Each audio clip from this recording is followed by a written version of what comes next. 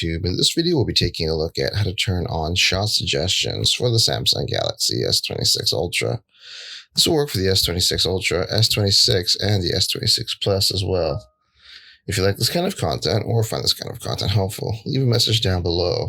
Don't forget to subscribe, and thanks for watching. So if you want to turn on shot suggestions for your S26 device, thankfully it's pretty easy to do so. The first thing you want to do is actually jump into your settings on your camera app. So you want to hit the camera app, and then you want to hit the control button at the right, and then you want to hit the settings gear there. And then from there, what you want to do is use the shot suggestions toggle switch to turn on or off shot suggestions. If you like this kind of content or find this kind of content helpful, leave a message down there below. Don't forget to subscribe, and thanks for watching.